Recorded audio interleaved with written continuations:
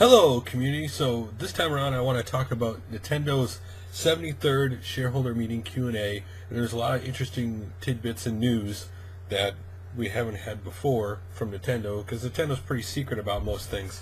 But during shareholder meetings, they kind of have to open up and explain certain things. And the first thing right off the bat was the fact that someone mentioned about the Virtual Boy, and how basically when they thought that the Virtual Console was on the 3DS, that they thought the Virtual Boy would get some love, and they asked about it, and basically Iwata basically said that they can't talk about unannounced products, but that they'll take it under advisement with the Virtual Boy. And it does make sense, because basically the 3DS is the only console Nintendo has that could basically, properly show the Virtual Boy and what it was meant to be with the screen. So that'd be cool. The other thing was, Miyamoto was there, and they asked him a question, and he admitted that they underestimated how long it would take to make games in HD in the way they're making them now, and that it was taking twice the manpower and longer than they expected. But once they get through this phase here shortly, that they'll be able to make games more quickly. And I do think that happens. I do think one of the things that kills a lot of third-party developers, not only first-party companies, is that when they increase to the next generation, sometimes they don't equate how much longer it's going to take to make a game. Even though other people have made games like in HD for a while, well, unless you do it yourself, and when you make them internally, your whole company has to learn how to make those games. And so they said that it took longer than expected, and that going into the future, that this shouldn't be a problem. So hopefully it's not. Another interesting question someone asked Iwata was, a console management shouldn't be judged on a console for 1 year. Even though some people have completely judged Iwata and Nintendo on the simple fact that the Wii U's been out for a year, and the 3.45 million consoles, which is not a bad number. Despite what people say, that's not a bad number for a console to sell. It's not what they projected it to be and what other people did, but it's a respectable number. It's not a bad start. And the one of the statements the shareholder asked him was, a console should be judged after it's been played and out there in the market for 6 to 7 years, and that he bought additional shares, believing that Iwata would stay. And so his question was two-parter, like, how do you think management should be judged, and how, basically is Iwata staying through the whole life cycle of the product? And the first question, he answered was simply that average life cycle of a system is 5 years, and that you can't judge on the first year, that you have to judge the whole life of a console. Now, after the lifespan of a console is over, then you judge whether management did a good job or not. And I do think it's true. I do think a lot of times, let's take last generation. Do you remember how last generation started? The PS3 was an abysmal a failure, just an outright failure when it first started. And for the first year, even the first 2 years, the thing did horrible. The PlayStation 2 outsold it the first couple of years of its life cycle. But eventually, they turned it around, and eventually it went from a negative to a positive. That actually, when you look at the whole life cycle of the PS3, why they didn't fulfill a lot of potential you thought they had, it was also not a failure. And as for the second part, he said when he released, the statement, and it said indication of resignation, he didn't mean he was resigning, and that he doesn't basically see himself resigning right now. So that's all the answer he's going to give. And they're very secretive about when they want to leave and stuff, so that's not a surprise. Now, the question, of course, came apart with Nintendo about third-party support for the Wii U.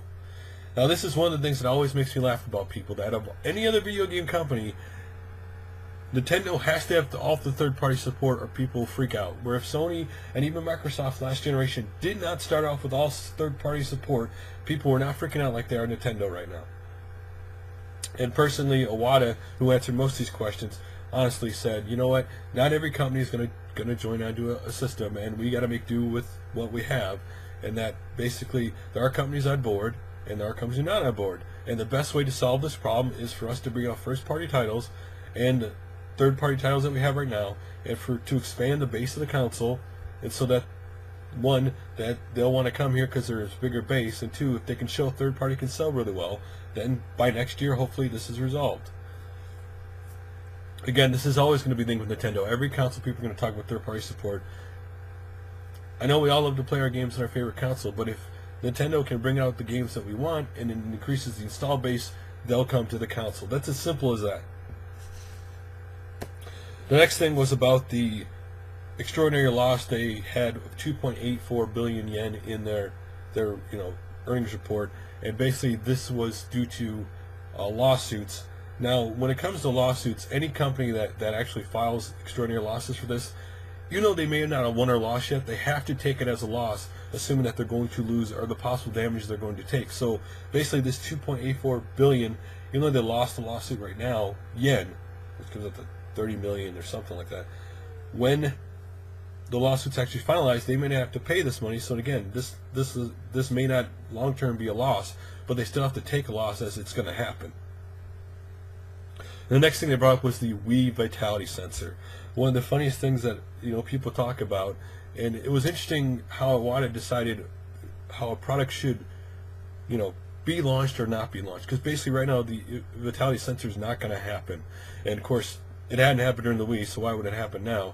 But his statement on why it wasn't released, that they could get it where basically it would work 90 out of 100 people, but that wasn't good enough. That in order for them to actually release this into the market, it would have had to been 999 people out of 1,000 that actually worked on properly. And said, ultimately he'd wanted 1,000 out of 1,000, but because people's vitality is different and how it would read, he would go with 99 out of 1,000 and 999 out of 1,000. But since it didn't reach that, the product's not going to be released at this point. And they said there are and they learned from this, early announcement of this, that in the future they're not going to announce a product until they're sure it's going to be, that it'll work and be ready to release.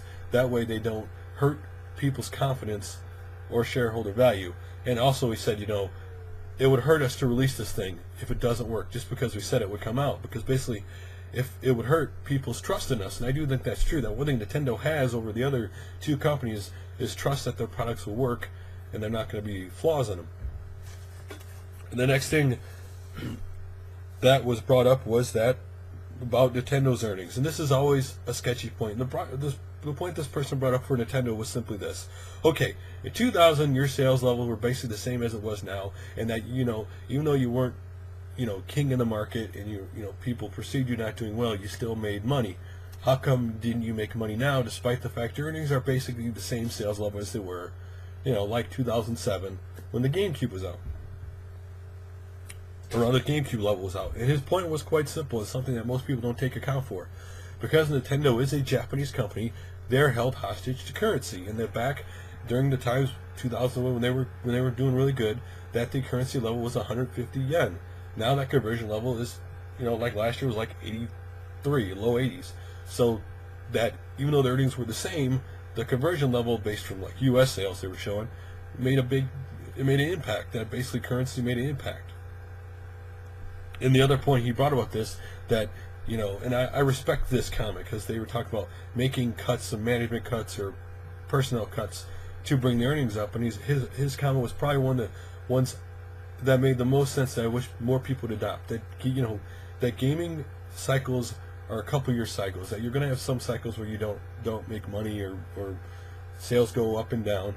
But the point was that he thought if they cut people working at Nintendo, that it would hurt morale and it would hurt people wanting to work on the games or making the games that people want to make, because they're cutting staff, and that to temporarily cut staff to bring earnings up temporarily in the long term would hurt the company.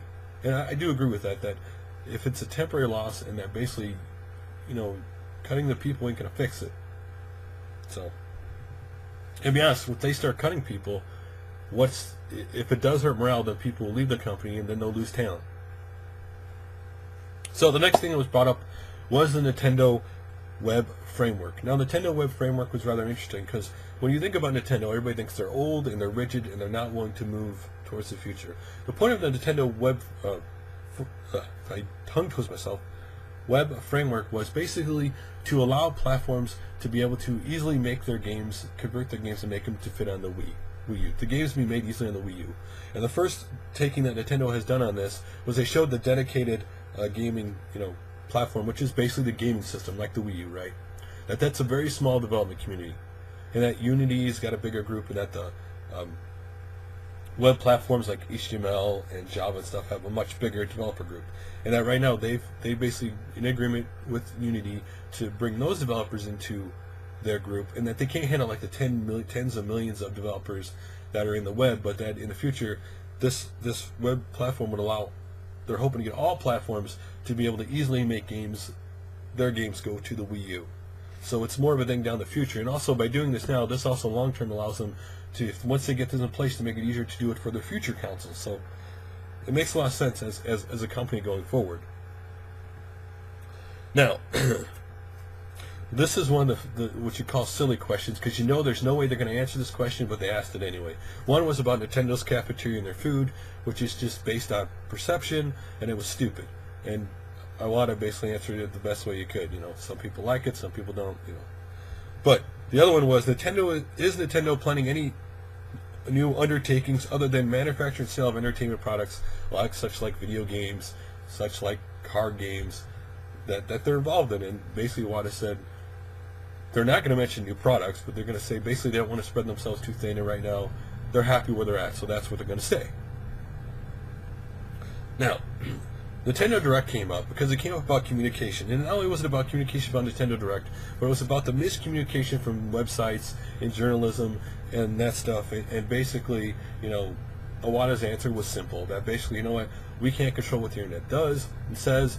We can't control, there's no point, it's a waste of time for us to get an argument at every single person who says something that's right. That a lot of these things, you know, put stories out there saying it was officially from us, and it's not from us, and the only thing we can do is we can basically put out there on our Nintendo Directs, on our Twitter, on our Facebook and stuff like that, that what is true, and that's all we can do about it. And that's probably the only thing they can do, because if they get in long fighting wars with these, it's just a waste of time. It really is.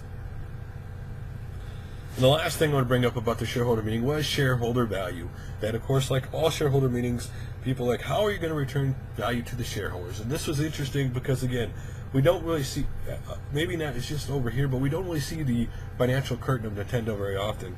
And this was basically the total return ratio to a shareholder is not necessarily just about a dividend payout, though that is part of it, but it's also about buyback of shares. Because you lower the amount of shares out there, the amount of shareholders are, the value goes up, you know, so forth and so on. And the one interesting statistic was Nintendo over the last 6 years has had a total return ratio of 67.9%, which is a really good return rate. And that basically over that time, their net income was 582 million yen, and that they returned 547,384 yen to their shareholders over a 6-year period. So for people saying Nintendo financially is hurting, they wouldn't be able to do this if that were the case. Not only that, but Nintendo did apologize because the last 2 years they haven't returned like dividends as they had in the past. They're hoping to return there in 2014. But again, when it ultimately comes down to shareholder meeting, it comes down to one simple thing. Last year's and this year's shareholder, Nintendo took a loss. Not a massive loss. They have plenty of money. They're not hurting.